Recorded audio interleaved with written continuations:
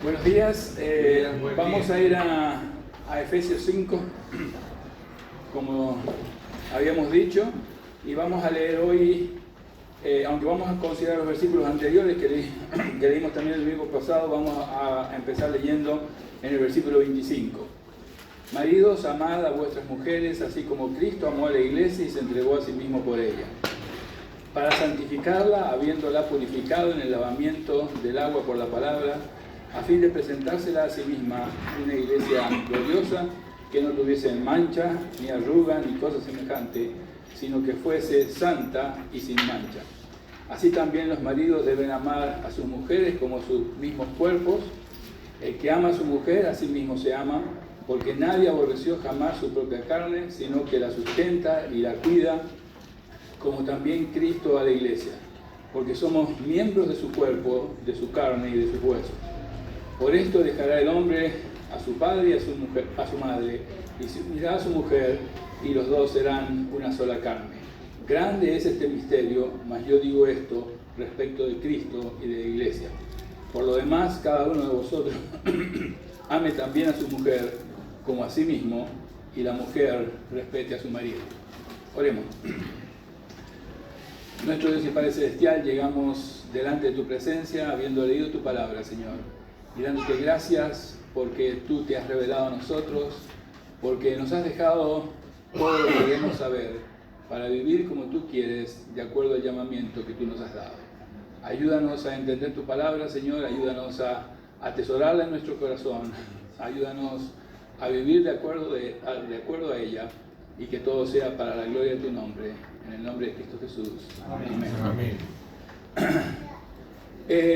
Vamos a volver un poquito rápidamente, tratar de recordar así bien rápido lo que estuvimos viendo el domingo pasado. En Efesios 5:21, ¿se acuerdan el versículo? Someteos unos a otros en el temor de Dios. Estuvimos viendo varias cosas. Resumiendo muy rápidamente, lo primero que tenemos que saber es que es un mandamiento que Dios nos ha dado, de someternos unos a otros dentro del cuerpo de Cristo, que es la iglesia, sin diferencias, sin privilegios, sin ninguna cosa. Vimos que esto solamente se puede hacer bajo la obra y el poder del Espíritu Santo en nuestras vidas.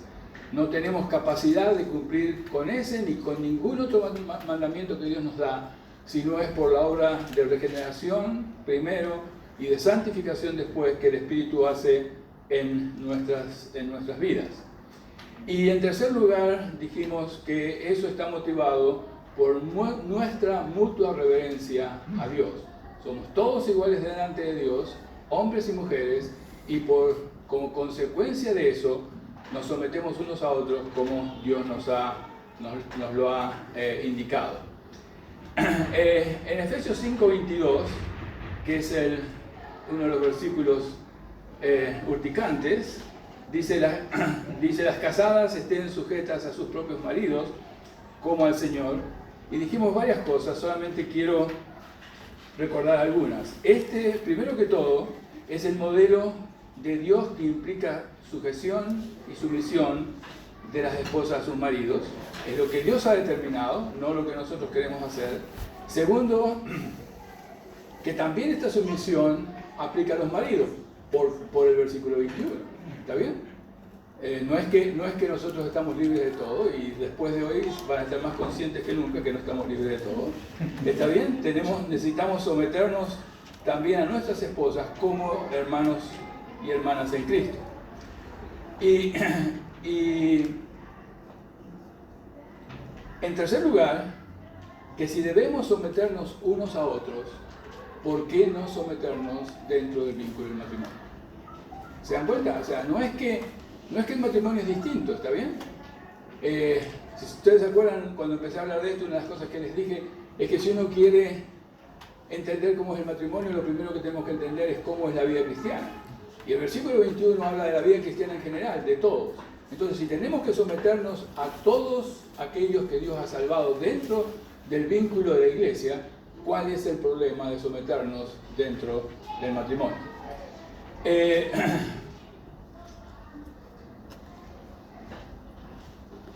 Dijimos también que Dios estableció un orden en toda su creación, empezando por el matrimonio, siguiendo con la familia, siguiendo con la iglesia, inclusive con los gobiernos o el Estado. El matrimonio consiste de dos, ¿está bien? Aunque otros quieran otras versiones que no son. Consiste de dos, y el orden es muy importante. Conversando con Susana el otro día, decíamos, y después escuchamos a alguien hablar sobre esto, si el matrimonio fuera de tres podría haber votaciones, pero no puede haber votaciones, son dos, ¿está bien? Entonces, todo se debemos buscar hacer las cosas en consenso, y solo en los casos extremos, cuando ese consenso no se alcanza, entonces el hombre tiene la responsabilidad de hacerlo, tiene la autoridad, y ya vamos a hablar de lo que realmente significa esa autoridad. Recuerden una cosa muy importante en el Jardín del Edén, que es parte, no tenemos tiempo de hablar de todas las cosas que se podrían hablar, pero es parte importante de esto. Cuando Eva tomó del fruto del árbol que no debía, a instancias de Satanás, y después Adán comió, porque Eva le dio, cuando Dios vino al huerto del Edén, no buscó por Eva, buscó por Adán. ¿Está bien? Buscó por Adán. Después habló con ella, pero buscó por Adán, porque él era el responsable de su hogar y no actuó de acuerdo a lo que Dios le había pedido. Muy bien. ¿Cuál es el problema? O sea, ¿dónde está la raíz de estas reacciones que todos tenemos de una manera o de otra? No necesariamente en el ámbito del matrimonio, puede ser en el ámbito de la iglesia, puede ser en el ámbito de nuestra vida como ciudadanos. O sea, hay muchos ejemplos, no tenemos tiempo ni siquiera de mencionarlos. Pero ¿cuál es el problema central? Miren, el problema central es básicamente el egocentrismo del ser humano, hombres y mujeres. Somos absolutamente egocéntricos, y fundamentalmente después de la caída. O sea, nosotros creemos que somos, como dicen algunos, la última Coca-Cola en el desierto. O sea, yo soy yo y no hay nadie más. ¿Está bien? Y lo dicen los hombres y lo dicen las mujeres. Lo decimos dentro de la iglesia.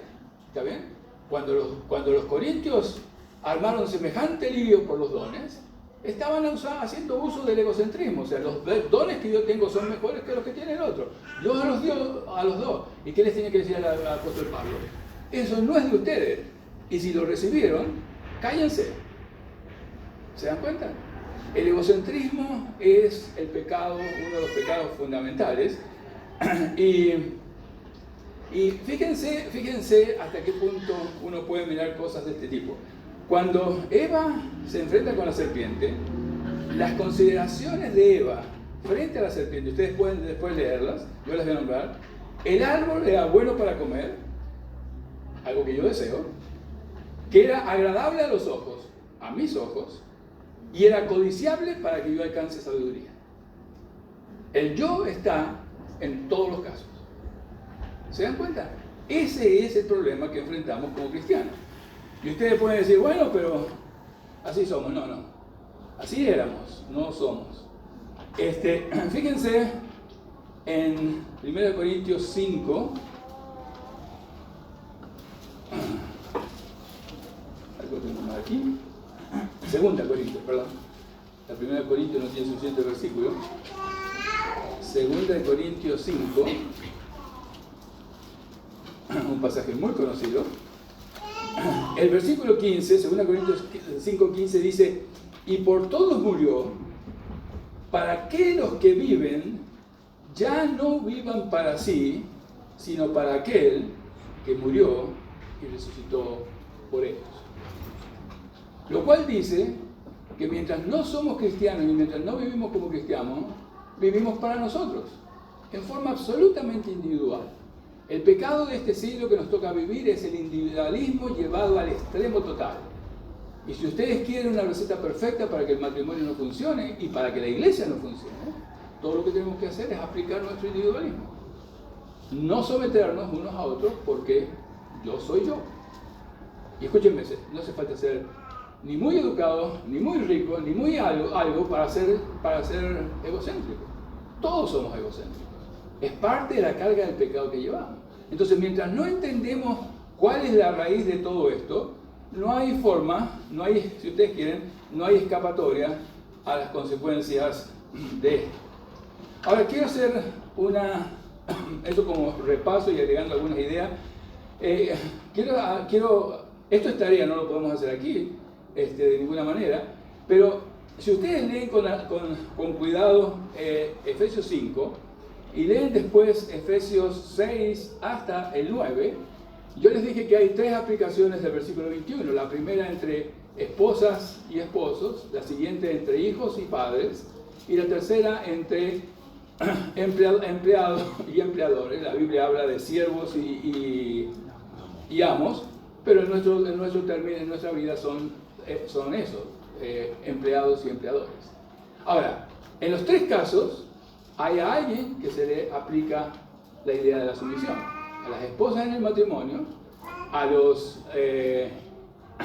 hijos en el hogar, y ahí la sumisión está traducida como obediencia, y lo mismo ocurre entre empleadores y empleados.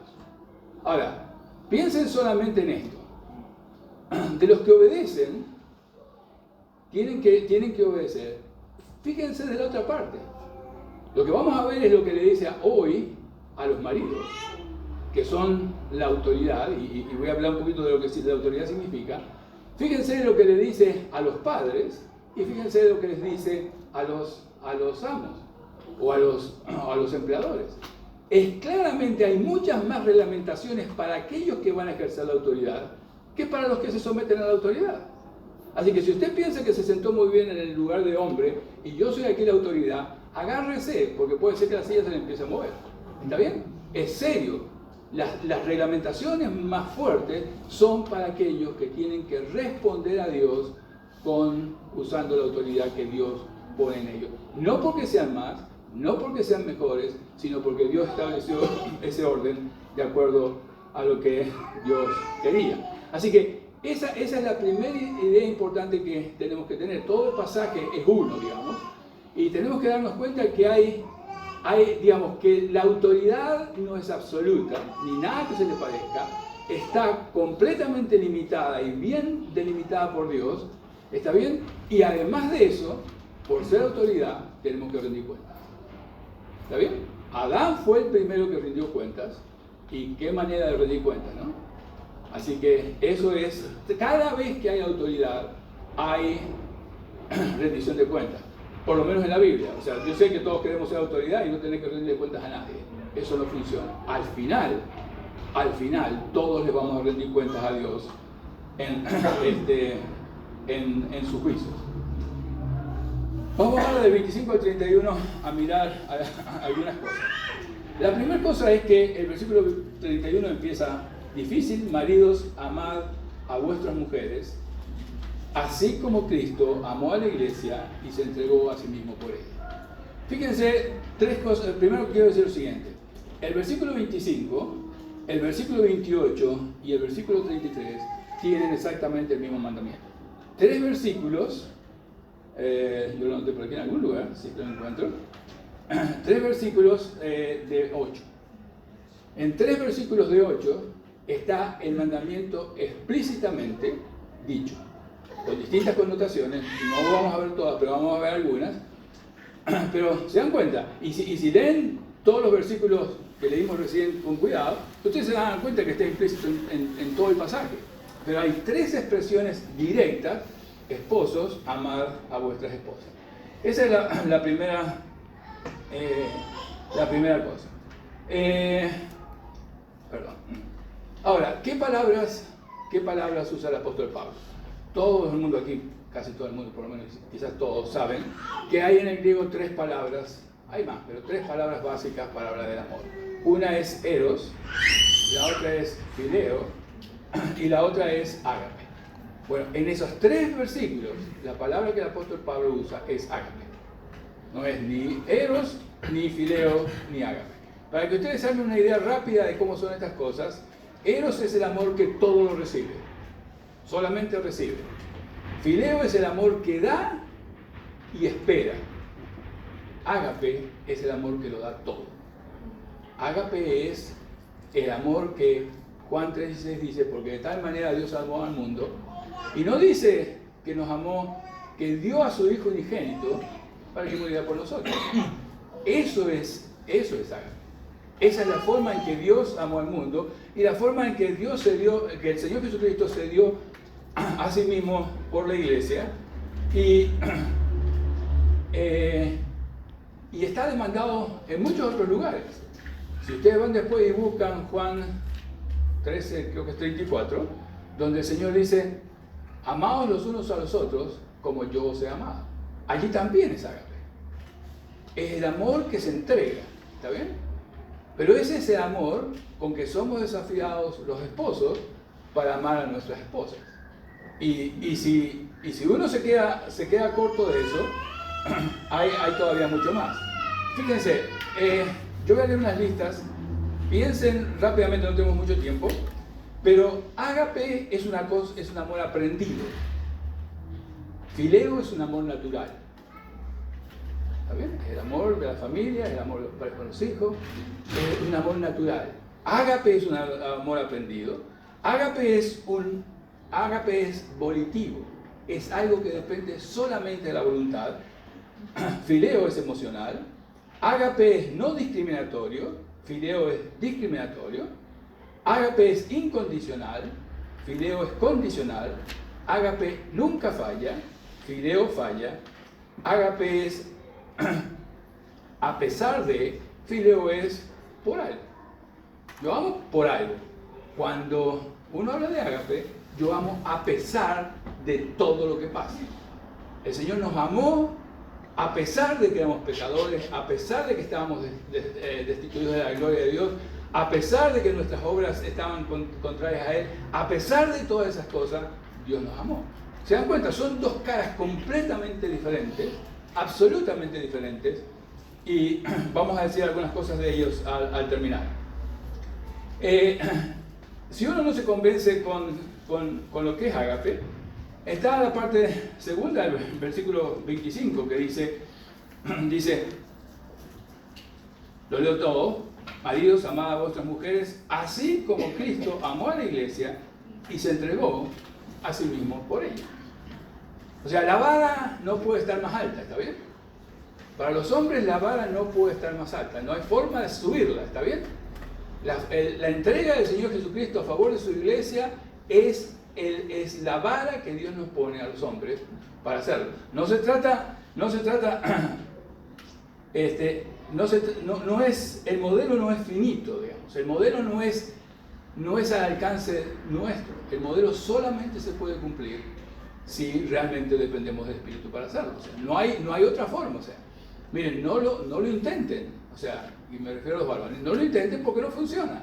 Solamente el Espíritu puede producir ese mismo amor que Dios ha derramado en nuestros corazones para que amemos a nuestras esposas de esa manera. De nuevo, Juan 13:34, amados los unos a los otros, aún fuera del matrimonio. O sea, el matrimonio es solamente parte de la realidad, ¿está bien? Una realidad, como hemos visto antes, muy importante, pero es parte de la iglesia. Y el Señor dice, ámense unos a otros como yo os he amado. El mismo modelo, ¿está bien? O sea, no podemos... El amor es sacrificial, o sea, lo que pasa es que no nos gusta, y no nos gusta a hombres y a mujeres, o sea, el amor significa sacrificar algo, hacer algo por alguien, a pesar de que posiblemente no nos guste.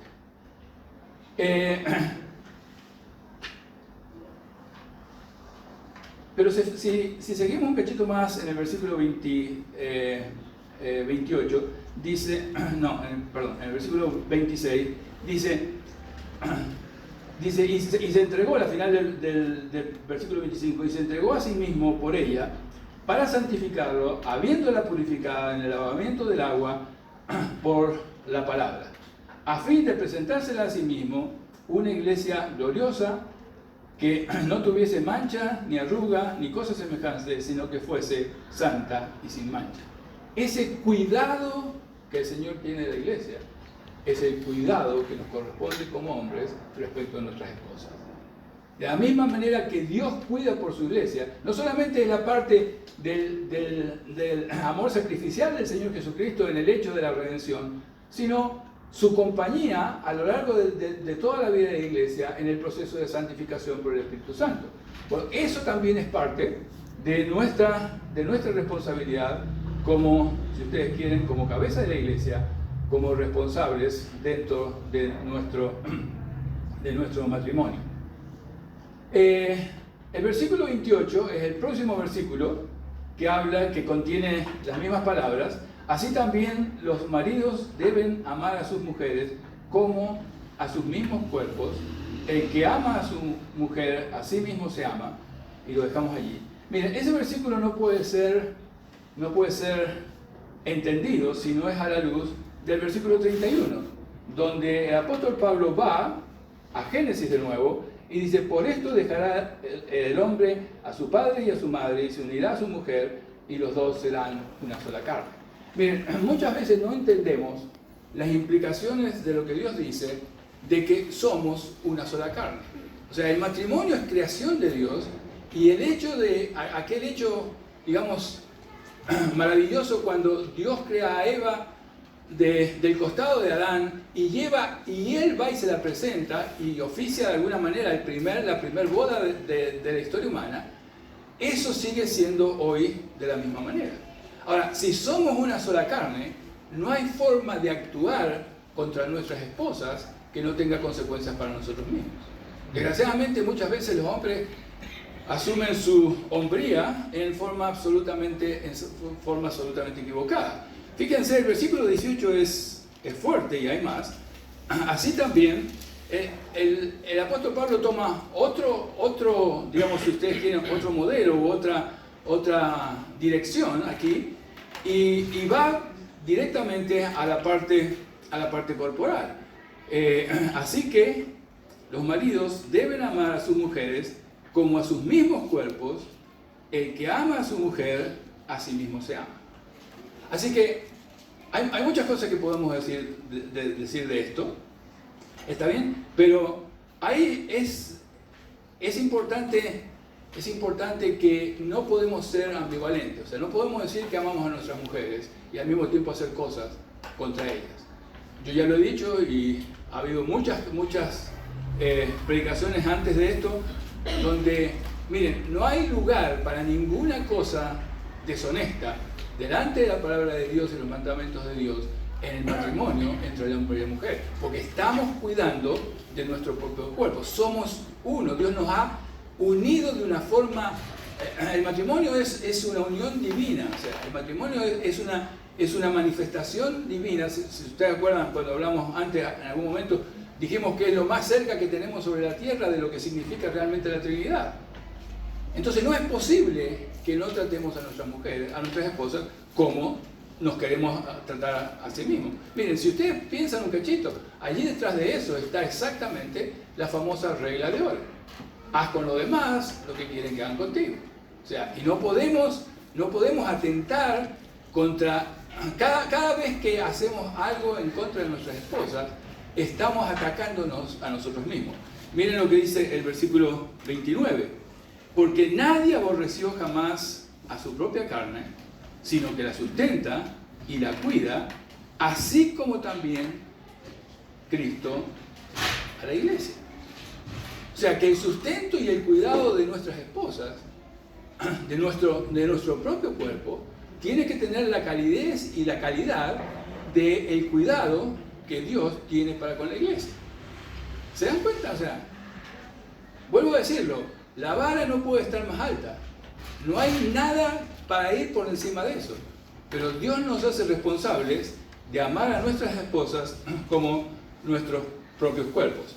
El modelo de cuidado que Dios nos provee para con nuestras esposas es exactamente el cuidado que el Señor Jesucristo, Salvador de la iglesia, tiene personalmente para con su iglesia. Pablo lleva en el versículo 30 el argumento todavía más allá, porque dice: porque somos miembros de su cuerpo, de su carne y de sus huesos. refiriéndose al Señor Jesucristo. Y esa es la idea, o sea, nuestras esposas son miembros de nuestro propio cuerpo.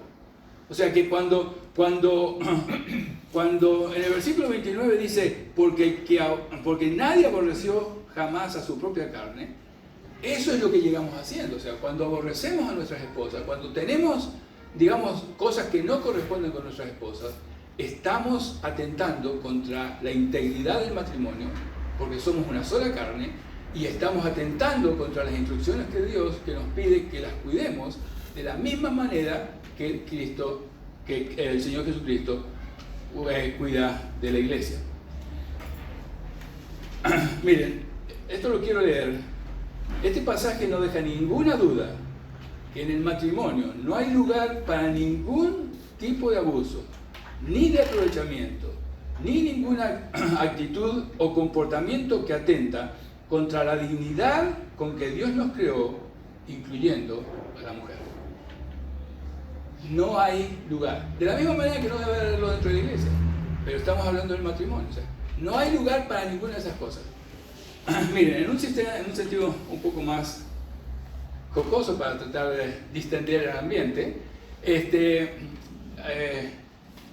un pastor que nosotros conocemos decía una vez algo así, dice, los esposos le dicen a las esposas que están dispuestas a dar la vida por ellas, pero cuando la esposa le pide al esposo que saque la basura, no la saca. ¿Está bien? O cuando la esposa necesita ayuda, no la ayuda. Yo estoy cansado de ver aquí, y quizás más en Estados Unidos, matrimonios que van al supermercado, el hombre se queda en el auto, la mujer va y hace las compras, con lo cual no hay demasiados problemas, pero cuando llega al auto, ella carga todo, y él sigue escuchando radio, haciendo lo que está haciendo. ¿Se dan cuenta? Son cosas que parecen no importantes, pero que son terriblemente importantes.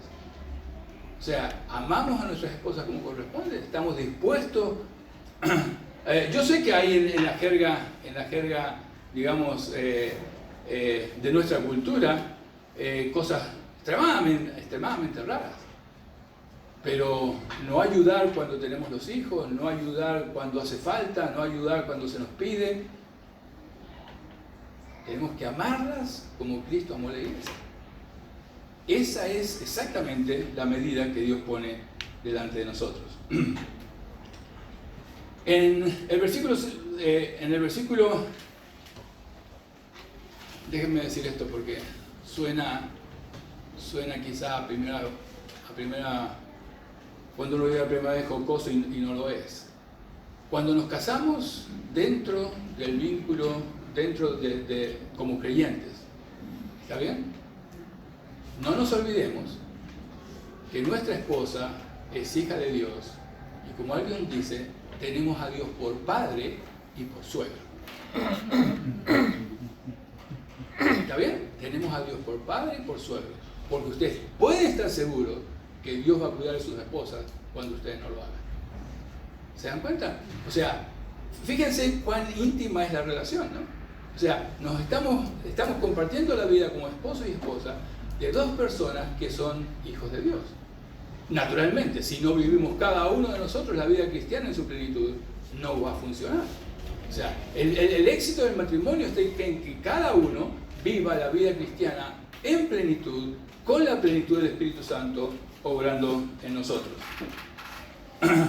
Fíjense que Pablo termina, no vamos a entrar mucho más detalle, Pablo termina diciendo que el matrimonio es un gran misterio.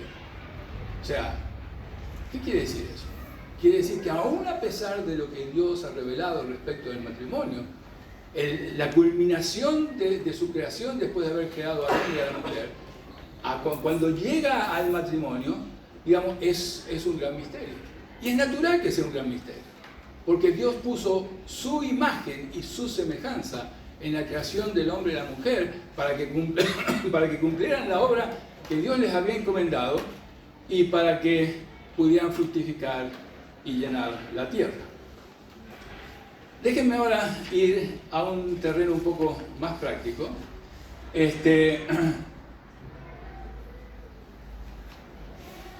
Y miremos de nuevo, vamos de nuevo brevemente a estas características que tiene que tener, o que tiene, o estas características, si ustedes quieren, que describen el amor con que debemos amar a nuestras esposas, el mismo amor con el que nos tenemos que amar unos a otros en la iglesia, pero que naturalmente en el vínculo del matrimonio tiene un significado extremadamente importante y tiene connotaciones como es la unión que Dios ha decretado entre el hombre y la mujer, expresada en la intimidad de un hombre y una mujer. Digamos, es muy importante que nos fijemos en esto. Vuelvo a repetir, no voy a compararla con Fileo, simplemente voy a hablar del ágape. Es un amor aprendido, es un amor que depende de la voluntad, no discrimina, es incondicional, nunca falla y se aplica a pesar de cualquier condición. ¿Saben una cosa? Es muy lindo pensar que cuando después que somos creyentes y que somos hijos de Dios, es muy importante y nos da mucha fortaleza pensar que a pesar de que nos equivoquemos, Dios nos ama. A pesar de que nos equivoquemos, Dios está siempre a nuestro lado. Esa es la responsabilidad que tenemos como hombres de nuestras esposas. ¿Cuáles son las cosas, cuáles son las excusas para no amar así? Lo hemos dicho, el egoísmo y el pecado en general son nuestros grandes adversarios. Por supuesto, la obra de Satanás. Pero acuérdense que es más peligroso las cosas, el hombre viejo que tenemos, que Satanás. Ustedes saben una cosa, Satanás es terrible, pero no es ni omnipotente, ni es omnisciente, ni puede estar en todos lados. ¿Está bien? Pero cuando somos acosados de nuestra propia maldad que tenemos delante nuestro, que no hemos sido capaces de vencer solamente con la ayuda del Espíritu Santo. Miren,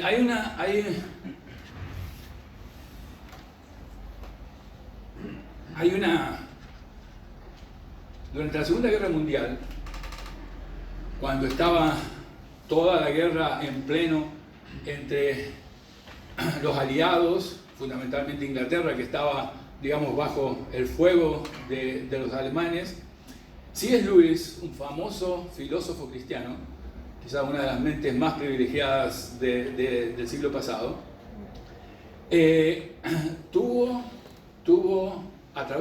la BBC de Londres, estuvo hablando de las virtudes cristianas, del perdón y de la caridad, que es la palabra original española para el amor ágape, ¿está bien?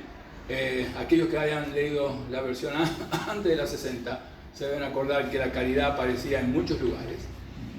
Y él estaba hablando tuvo varias charlas en la BBC de Londres hablando de estos, y muchos de sus conciudadanos, de los ingleses, decían que estas virtudes cristianas del perdón y el amor hacia todos los seres humanos no solamente eran imposibles, sino repugnantes. Fíjense lo que estaba pasando, pónganse en el lugar de ellos. No es fácil estar luchando contra un régimen tiránico como era el régimen de Hitler, tratando de aniquilar el mundo y quedarse con todo. Y en medio de esa situación, C.S. Lewis estuvo dando estas charlas, y su argumento sobre cómo enfrentar a esta gente que decía que no podían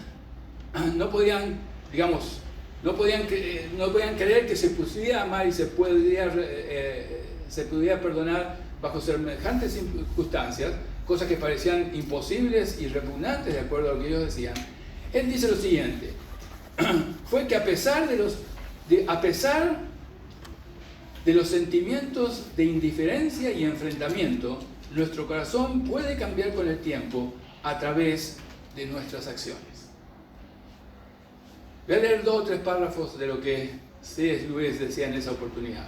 Dice: aunque los sentimientos de simpatía hacia los demás deben ser alentados, sería bastante equivocado, bastante erróneo si quieren, pensar que la forma de ser caritativo o amar es sentarse tratando de manufacturar sentimientos de amor o afección. Fíjense lo que está diciendo. Yo no sé si ustedes han tenido esa confusión, yo me acuerdo de haberme preocupado por estas cosas hace muchísimos años. ¿Está bien? Frente al hecho de que tengo que amar a alguien que no me cae bien. O sea, y no hablemos ni siquiera de los hermanos de la iglesia, fuera también.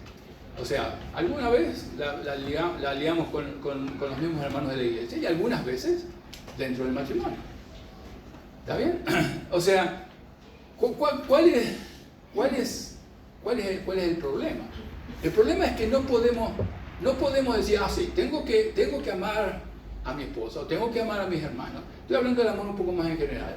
Entonces, me tiene que gustar primero. Me tiene que ser agradable la persona para poder amar. Ustedes se dan cuenta, esas dos cosas son incompatibles. Eso es lo que C.S. Lewis dice. Es sentarse tratando de manufacturar sentimientos de amor o afección. O sea, me siento y empiezo a decir, bueno, ahora voy a ver si me vienen esos sentimientos, si surgen de mí esos sentimientos para poder amar. Eso viene exactamente de la confusión de lo que es el amor. Por eso he leído lo que decía del amor ágape y del amor fileo, porque el amor fileo es natural, y si me gusta, me gusta, y si no me gusta, no me gusta. Pero cuando hablamos del amor de Dios, es aprendido, es voluntario, es incondicional.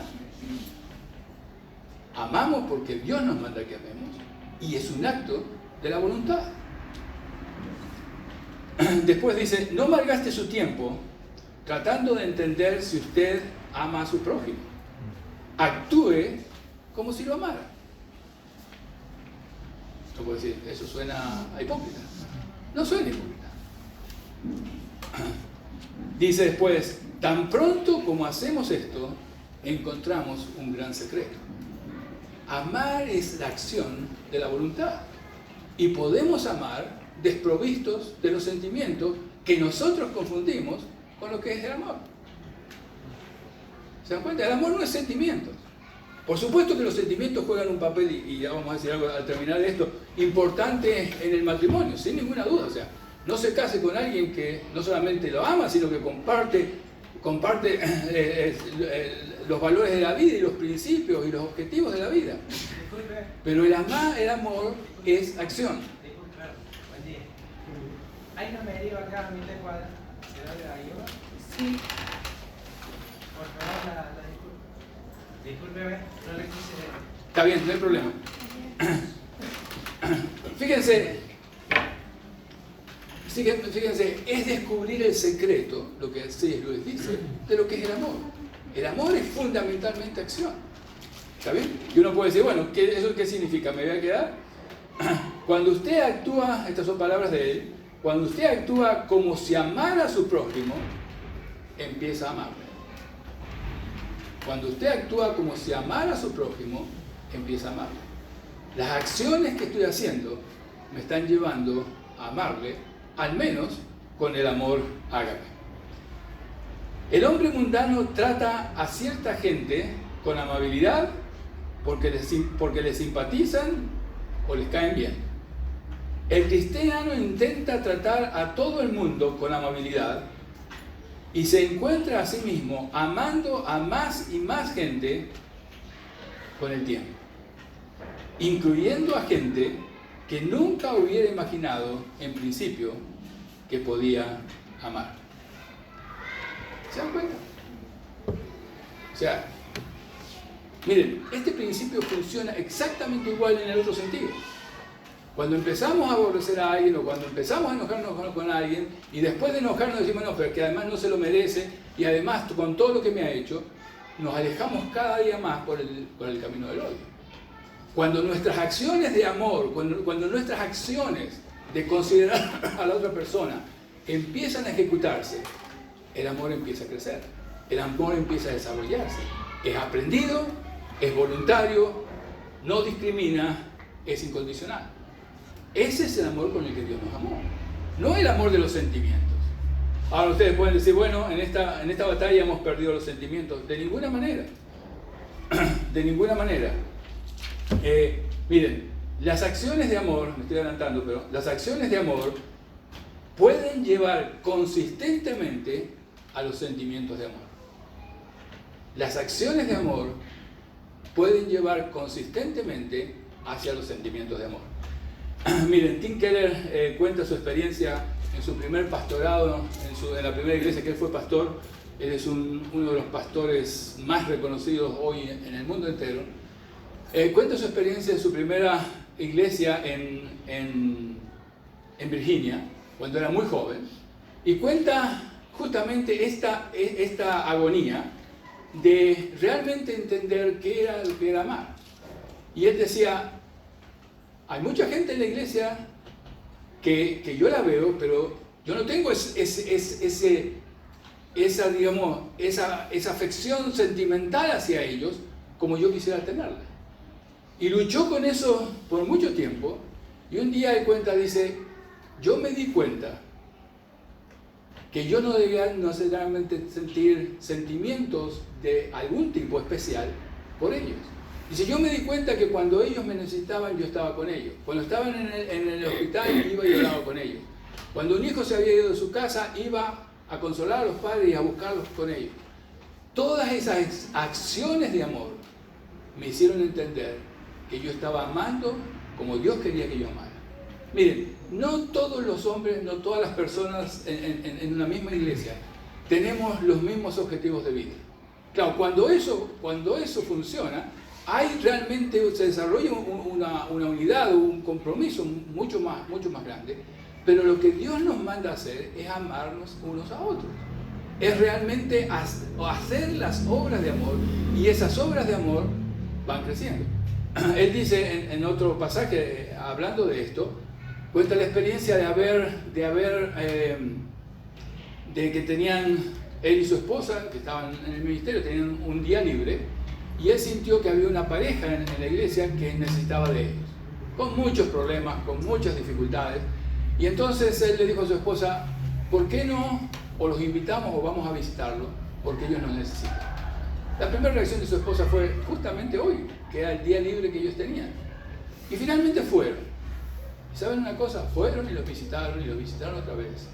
Y lograron entablar una amistad cristiana muy profunda, simplemente porque comenzó, como él dice, no porque yo era nadie, sino porque obedecí lo que Dios me dijo de hacer acciones de amor hacia aquellos que nos rodeaban.